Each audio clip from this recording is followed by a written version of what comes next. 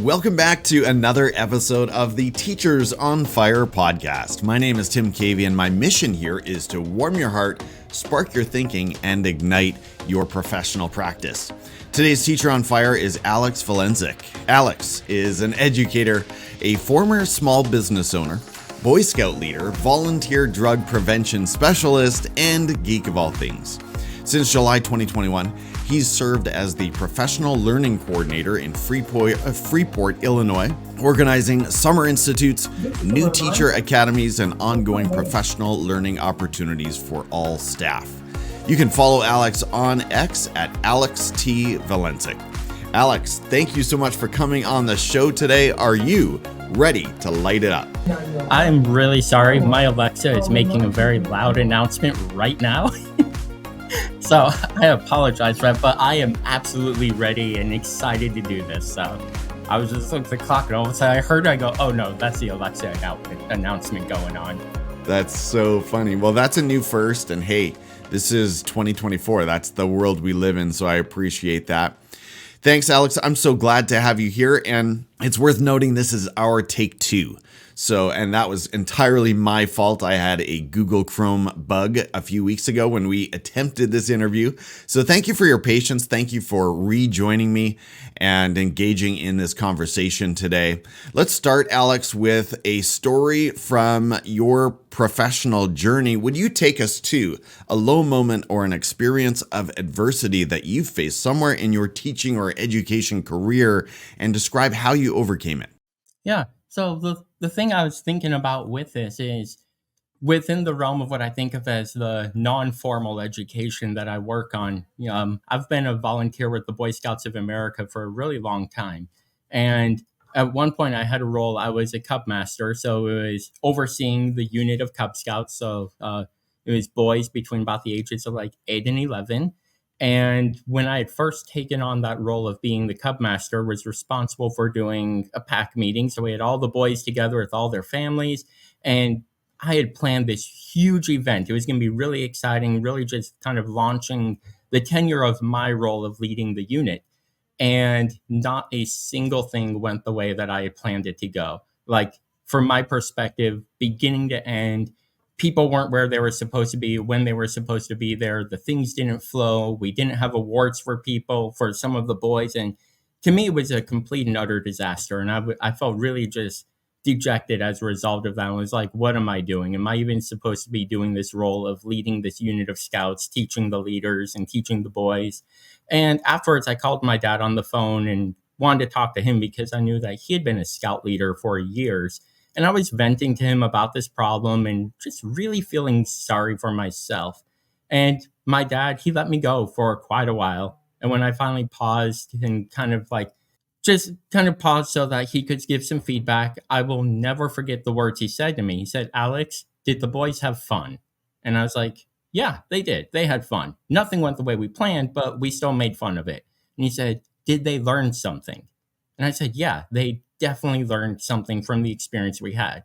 He said, so then he said to me, "Alex, nobody knows what you planned. They only know what you did." And that really became a driving force for me of realizing we plan so many things in education. We do our lesson plans, we plan units, we plan for engagement, we plan for like field trips. And in my professional work now, planning professional development for teachers, there's so much planning that goes on. If I open up my Google Drive folder, I will have thousands of documents of things that I have planned that we've never actually done. And the thing is, nobody knows about the things that we've planned, but the teachers and the students, they know what we've done. And that really helped me realize that, like, yeah, things are not going to go the way I planned. But if I'm providing a quality opportunity for somebody to learn, for somebody to enjoy what they're doing as they're learning, then all the things I planned, those are important for me. Absolutely. I don't want anyone to take away from this that we shouldn't be planning. But it's important to realize that it's okay if the plans fall apart, because what's more important is making sure we're providing that quality opportunity for others. And that's really just become my guiding star, is that statement: nobody knows what you planned. They only know what you did. Those were great coaching questions from Dad. I really like how he played a part in that story, and you're absolutely right. I think sometimes we hold ourselves to such a high standard that we can't savor the victories and the wins. And you brought that out really well in that story. Alex, let's talk about your work as a professional learning coordinator. I think that title would intimidate a lot of our colleagues. What is that? What is happening for you right now in that space, and what's setting you on fire? Is there a particular topic that is really charging you up this year?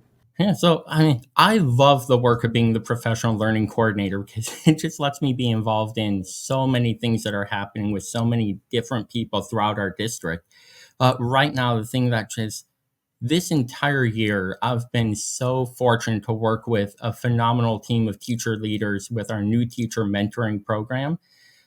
We had this year about 60 new hires in our EC12 district, and we provided a 4-day new teacher institute where we brought them in. There was a lot of the onboarding, but also a lot of time to allow them to get into classrooms, to get support and looking through all their curriculum materials.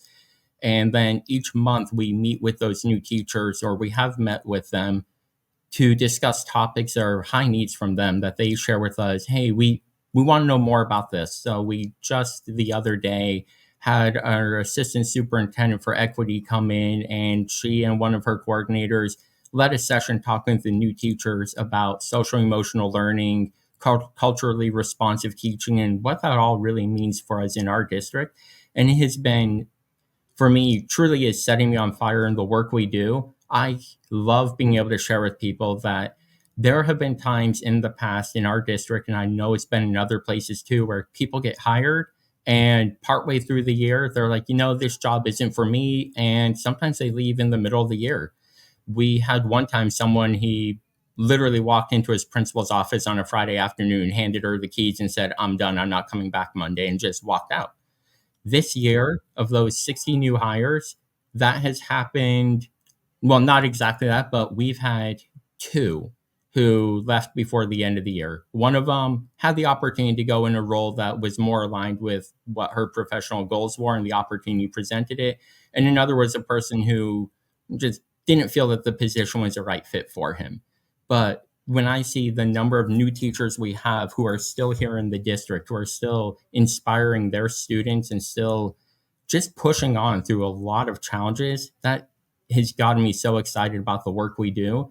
And now my mentoring team, we've realized we've got the systems in place to support the new teachers. Now we really need to focus on what can we do to support their mentors, because we don't want the mentors to burn out when they're doing all their jobs, but then they're also trying to support someone who's maybe new to the career or at least new to the district. So that's our next step, is what can we do to support the amazing team of veteran teachers who are mentoring the new teachers to really keep the work moving forward in our district. That is a really thoughtful approach. I like that. I want to say hello to our friend Eric Geis, who is in the broadcast. He says, good morning. This should be a fun conversation.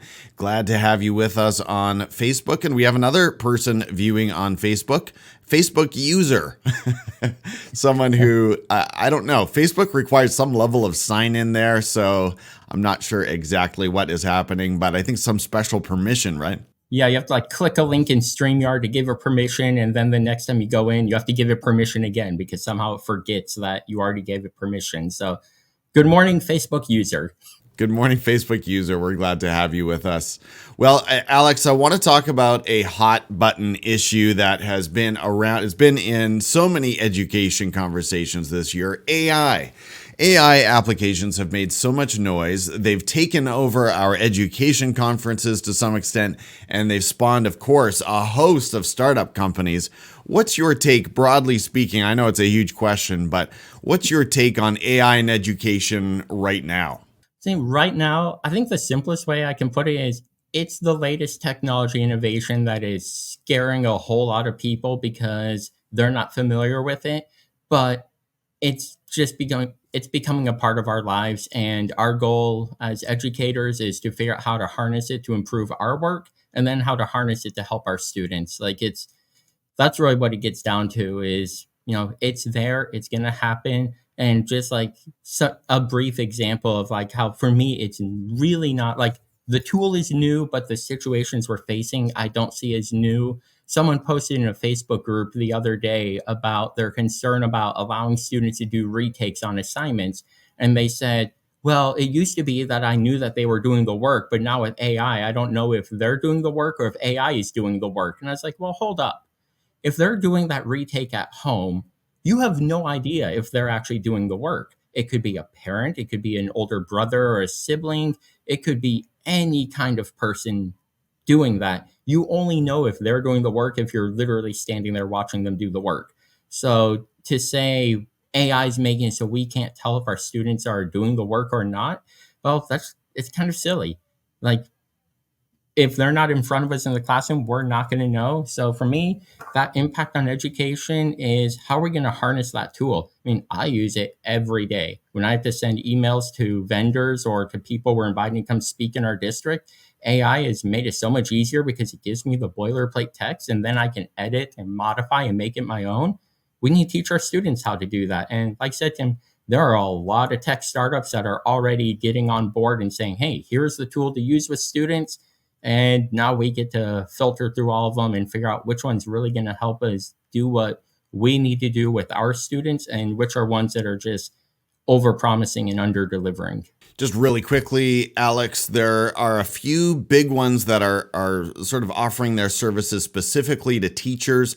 The name that comes to my mind at the top of the list is Magic School. Is there one that your teachers have adopted in your community, or is it's still a period of filtering through everything that's available? We're still filtering through them. Magic School has been one that's been brought up. Chat for Schools, which I think that's another one. And then there's a lot for like just for teachers. I mean, there's others that they're looking at using and trying to filter that which is the one that's a tool for teachers to use and which is the one for teachers to use with their students. We're we're kind of trying to balance both of those. So we haven't picked anyone specifically yet, but we're definitely having those conversations. And yeah, I'd say Magic School, Chat for Schools, uh, Diffit, Curapod are all ones that are popping up, and it may be because they're making a lot of noise and getting out there, so teachers are hearing about it. Thank you for joining us, Teachers on Fire. I really appreciate you being with us. We've got several people in the broadcast right now. Go ahead and say hello. Let us know where you are viewing from. And if you are getting value from this conversation, give the video a like. Well, Alex, I want to do a hard pivot into another pet topic of mine, and I think yours too. Moving into the world of assessment, how do you respond to teachers who insist on giving penalties and zeros for late work, arguing that we owe it to students to prepare them for the real world? I am pretty certain the teachers who say that have never had any experience living or working outside of education. I mean, that's my very initial one. So I will use an example like you shared in my bio that I was a small business owner. There were times when we did custodial cleaning for businesses, and sometimes the crews didn't do the work the way it was expected. And sometimes things needed to be done again. We went in and did it again. The companies didn't deduct that from what they paid us in our contracts. They didn't say, hey, this project that was going to take 1 day now took 2 days, so we're going to pay you half. We still got paid because we had to get the work done.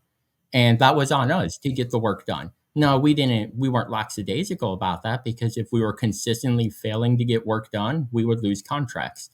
But like this idea of giving penalties and zeros for late work to prepare students for the real world, it has this false notion that grades are compensation for jobs. They're not. Grades are communication to students and to their families about what it is they're learning, their progress toward mastery of those standards that we're teaching to. So I know you asked about like giving the zeros for late work. I hate this idea that we should use a 0 to 100 scale, take all the work students are doing while they are learning, and we're going to take their first effort and we're going to average it against their last effort. And if there's a zero in there, it's going to tank that score, and we're just going to say, well, they should have done better. How on earth is a student supposed to demonstrate learning if we are intentionally damaging their score because we're averaging their work over time? Like, that just doesn't make sense.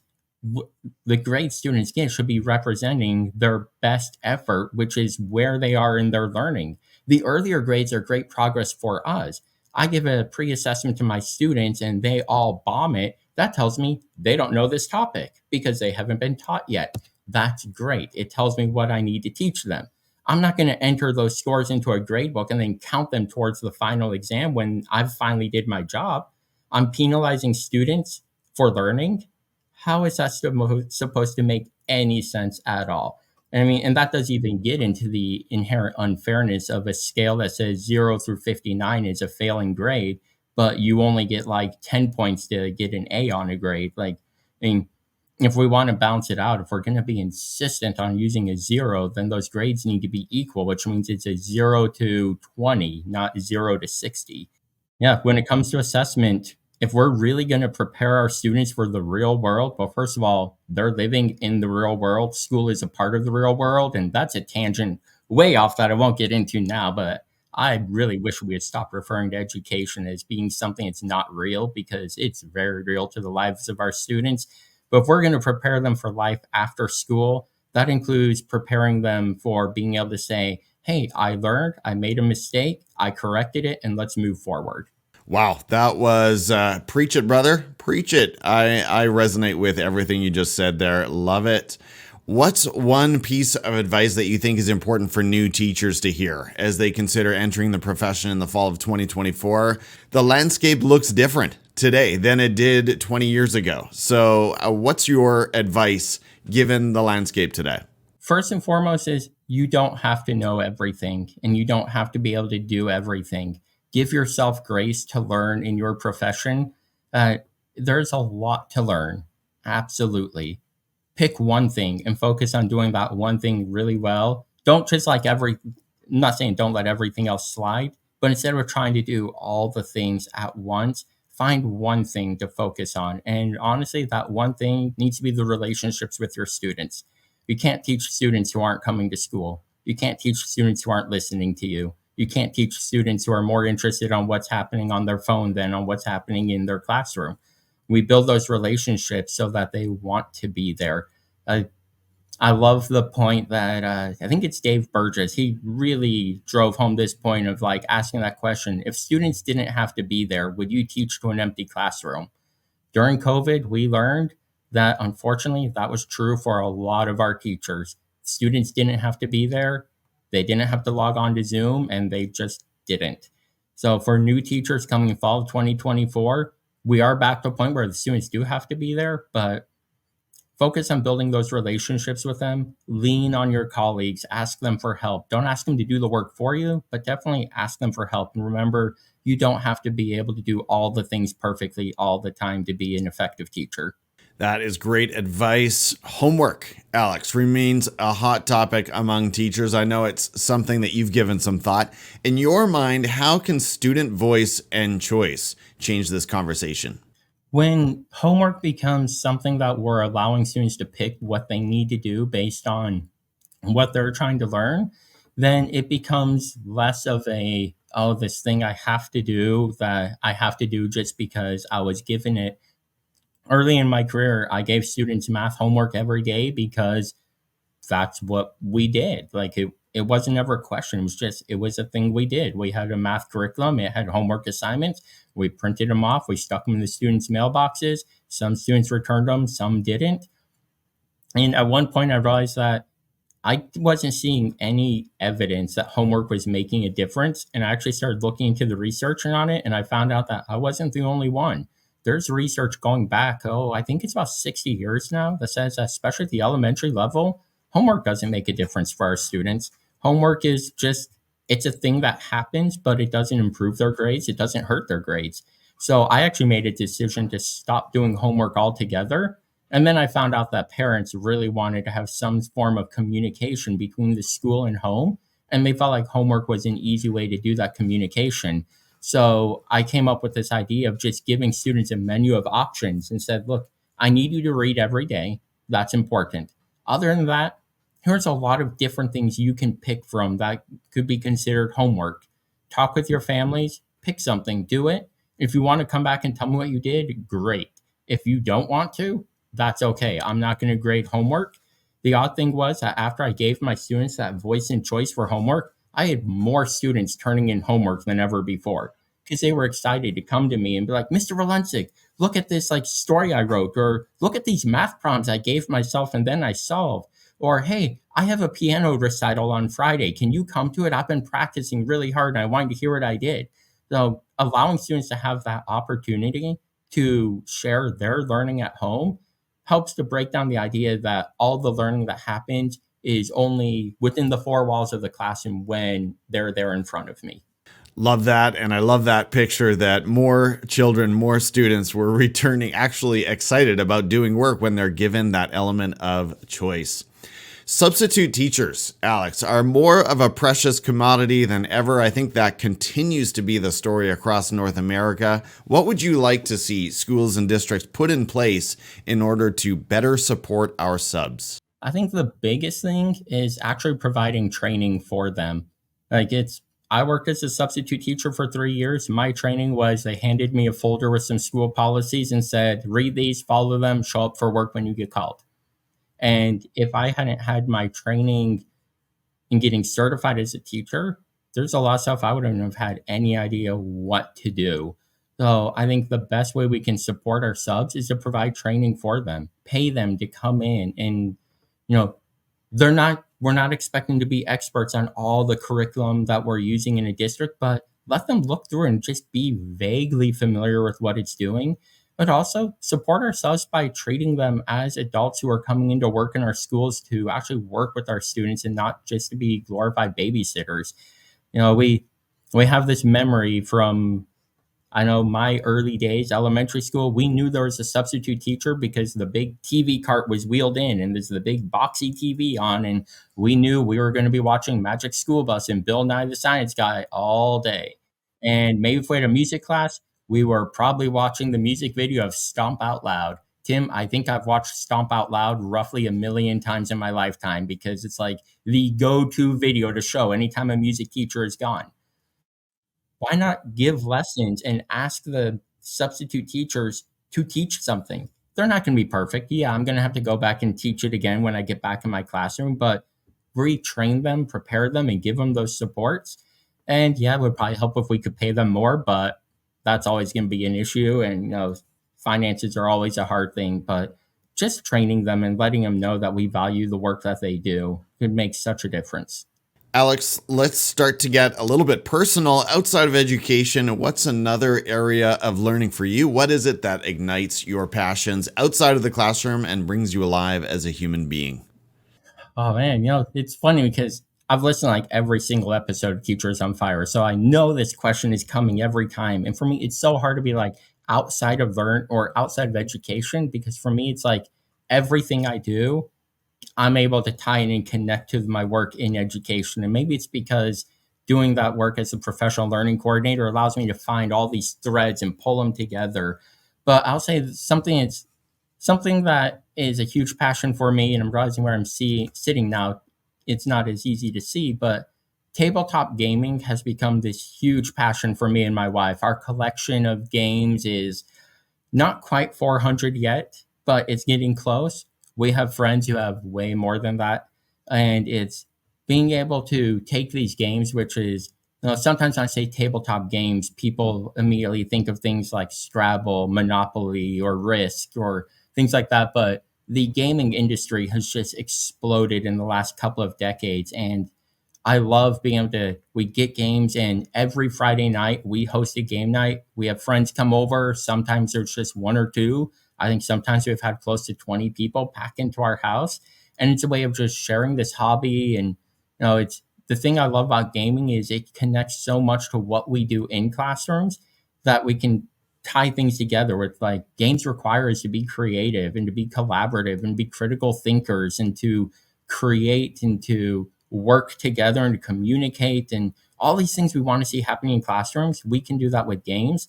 So it's like it's a passion outside the classroom that I've definitely been able to bring into the work of education also. But yeah, you know, let's see. Yeah, I don't think there's an easy way to turn my camera around to show you like my dining room is just like lined wall to wall except for the curtains behind me with games.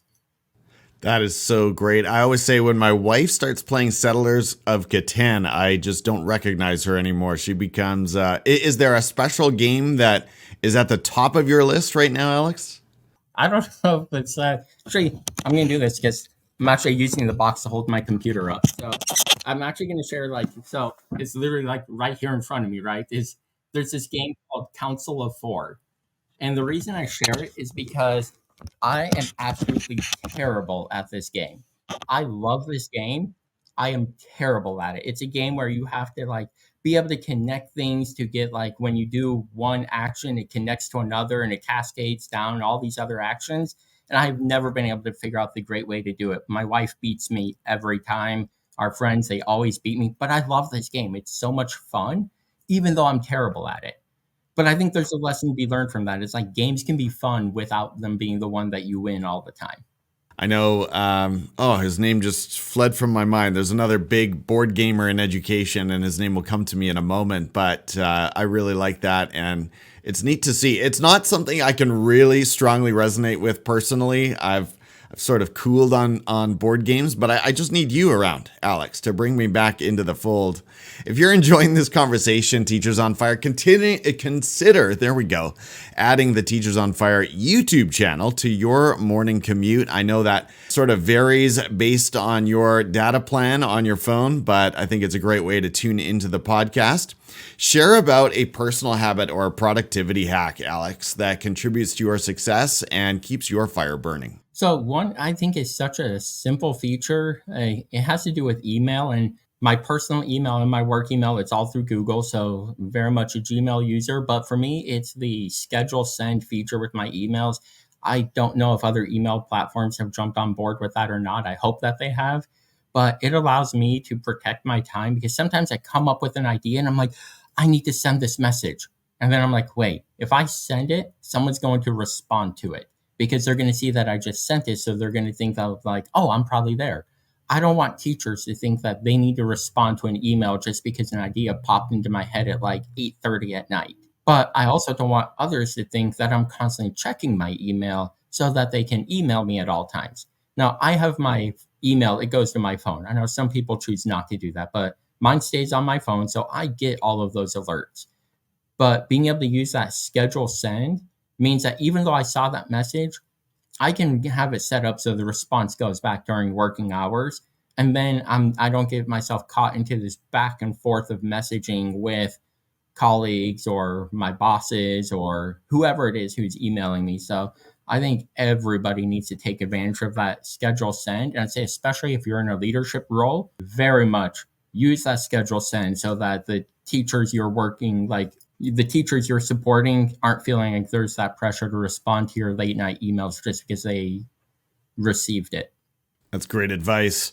Alex, you and I have been around on X, or formerly known as Twitter, for quite a few years now, and we know the good old days. We can recall the what we call the golden days of education or teacher Twitter. In the new Education X, things have quieted down a little bit, and sadly, we've seen a few colleagues go, but there's still a lot of good things going on. So, who would you point out there as someone we should follow? So instead of saying one specific person, I'm going to suggest a chat that is still going on because a lot of those chats have, it seems like over the last few years, a lot of the chats on social media have faded away, but there's one that's been going strong that it's the hashtag Sun Chat.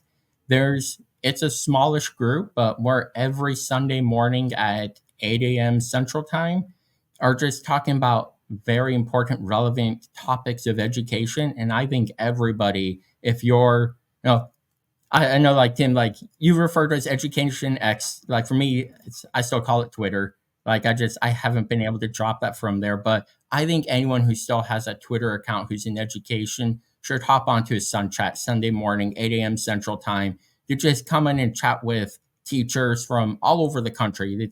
It was started by some who are like in New Jersey, I think, but we're all over. And it's just a great way to inspire one another. And, our whole goal is to just kind of prepare ourselves for the coming week.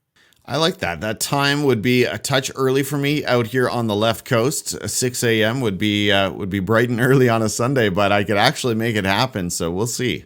Sun Chat. So thanks for that recommendation. I did not know about that chat. Point us to an EdTech tool. We talked about AI tools earlier, Alex. Is there one app or tool that you enjoy using somewhere in your practice right now? So other than using AI, like I said, ChatGPT is my constant companion now for the work I do being the professional learning coordinator. I found that spreadsheets are an amazing tool. I think they're definitely underutilized, and I know that I could do more with them than I am.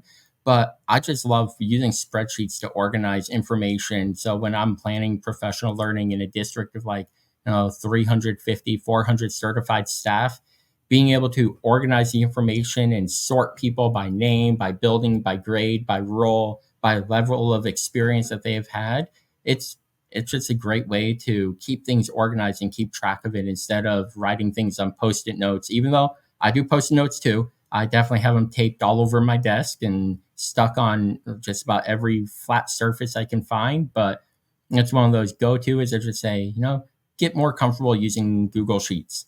All right, there's your answer, Andrew. He's asking Excel or Google Sheets, and there it is, Google Sheets. So I'm with you there as well, Alex. And I know our friend Alice Keeler would be clapping somewhere if she hears that. By the way, I thought of the name of the other educator who's the big board gamer, Michael Matera. Have you crossed paths with him? Yeah, you know about him. Yeah, okay. So moving right along as we close this down, what's one book recommendation that you've got for us, Alex? There's so many of them for sure. Like I read a lot, but I'm going to say my all-time favorite that I recommend, especially for teachers, is Todd Whitaker's book, The Ball. It's a short read. It's a really just short, powerful story about literally keeping our eye on the ball as educators. We sometimes allow ourselves to get caught up in a lot of details that seem to be important, but we lose track of what we're doing in the work as a result. So Todd Whitaker's The Ball, it's a great read. I read it at the start of every single year. It's just a way of reminding myself why I'm doing the work that I'm doing. I will add that to my Kindle. I did not know about that title. I do know he's a prolific author, and I also know he is the guest who has received more views on my Teachers on Fire YouTube channel than any other guest. So quite a hard-hitting, I call him a sort of a well-researched, hard-hitting speaker and writer. And when I say hard-hitting, he doesn't pull back. He doesn't pull any punches, but he gives it to you as you need to hear it. He's a very direct speaker and communicator. So The Ball. Thank you so much. Now, this question says, if you're a podcast listener, I know you are an excellent podcast listener. You are perhaps the best podcast listener I know. So tell us about one education podcast in your deck right now, and let's share some love for them. Yeah, so I am going to limit myself to one, although that's really hard because I listen to so many podcasts all the time. My queue is constantly going. But the one I'm going to recommend is the Teach Better Team, Teach Better Talk. Teach Better Team, I'm a Teach Better ambassador. I love the work that they do because they really focus on providing resources for teachers and educators all over. With very, very, very few times do they ever ask teachers to pay for things. And I love that. School districts, they get money to pay for things. Teachers, they usually don't. And the resources, Teach Better Team, they put out their podcast. They do a daily morning show that gets put on the podcast. They do a Sunday evening show. It gets put on the podcast. They do a weekly meeting for administrators as a mastermind group. And then they do a recap of that and they put it on their podcast. Once upon a time, they did regular interviews with the podcast. I was on there, my very first podcast was their episode 148. I don't even think they're numbering them anymore, but I love the connection with them. And if you're looking for other podcasts, they have the Teach Better Podcast Network that has dozens of podcasts on there that you can look up those ones too. So it's just they become a cascading effect of you listen to one, you hear someone oh, they have a podcast. Well, now I'm going to go listen to that one. Oh, now I heard all these other ones. And this is why I've ended up with well over 100 podcasts that I'm trying to follow on a regular basis. Shout out to our good friends at Teach Better. Absolutely. Well, on that subject or related to that subject, is there a particular guest, Alex, that you would say, wow, Tim, this interview was on fire. You need to have them on Teachers on Fire? No, I was trying to remember if you've actually had this person on your show or not, and I don't remember. But my friend Victoria Thompson, she's on Twitter as Victoria the Tech. Love what she's pushing out there. Like it's just there's always great content, and it's not even just the education content. It's there's stuff about her family, and I'm gonna put connected to that. We need to find a way to convince her dad to get on a podcast because he has a Twitter account that's called Tweets from Dad, where it's like tweets from dad one or something, and he literally just sends out every day or a couple of times just like a hey, I believe in you, have a great day. And that's all they are, but it's just this immense positivity, and that's what Victoria is constantly sharing. Positivity, very focused on education, technology, on equity. But then she also has some things where she's like, hey, let's be real here. You're planning on leaving the classroom. Don't expect that you're going to go from the classroom and suddenly become like a senior executive for Microsoft. Like, we got to be real about what we're doing. So I don't remember though, Tim, if you've had her on. If you haven't, you need to have her on. And if you have, you should bring her back. She is great. And I think the answer is, I don't know if she's made it onto the podcast. I went through a season where I was doing these live conversations on YouTube and then not properly transferring them over to the podcast. So she was on some of those panels. I know for sure I had her on regarding student portfolios at one point. And there are a few topics, as you know, that she is an expert in and could probably speak to. But I think it's a great recommendation. Would love to have Victoria. Victoria, if you're joining us, would love to have you on for a one-on-one. Alex, you know how I like to wind this down on a fun note. Is there something that you and your wife are streaming right now on one of the many streaming services? Yeah, so right now we are working through the latest season of High School Musical, the series on Disney Plus. It is such a ridiculous show. I love it. It's silly. It's ridiculous. It's at a point now where I'm watching it. I'm just like, that's not how this works. That's not how schools operate. And she just has to like put her hand on me, like, calm down. It's okay. It's just a show. I'm like, but no, it's not how it works. And I'm like, wait, it's fun. So that's what we're streaming right now. Like literally, like once I get off this, we're probably going to sit down and watch a few episodes before we head out for the day. That is so fun. What are the best ways, Alex, for Teachers on Fire listening to follow you? All you have to do is search my name. I am at Alex T. VALENCIC on almost every single social media platform. There's a few I haven't gotten onto, but if you type in my name, even if you misspell it, you're probably still going to manage to find me. I am the only Alex T. VALENCIC in the world. As I often like to share, I Google my name regularly, and I'm the only one who ever shows up. There are other Valencics out there for sure. One's like a world famous like Arctic explorer, which I think is really cool. I don't think I'm related to him at all. But if you search Alex T. VALENCIC, you're going to find me Twitter, Facebook, Voxer, Blue Sky. I'm on there. I haven't quite figured out how to use Blue Sky, but I'm on there. So Threads, Instagram, I'm always happy to connect. Are you on the TikTok? I am not on the TikTok. Okay. All right. But everywhere else, it sounds like absolutely. And don't mix them up for the Arctic Explorer, although that would have been a really fun way to title this episode, Alex. So thank you for that. Hey, this has been finally the realization of a long held aspiration on my part. So thank you so much, Alex, for sitting down with me and sharing this time and information, ideas, insights with the podcast audience today.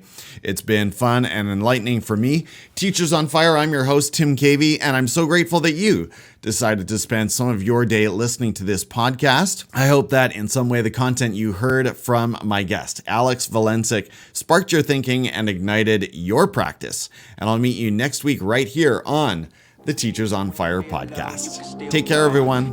Bye-bye. You can still go. Even when there's no hope, you can still go. I never answer to no, man, I still go.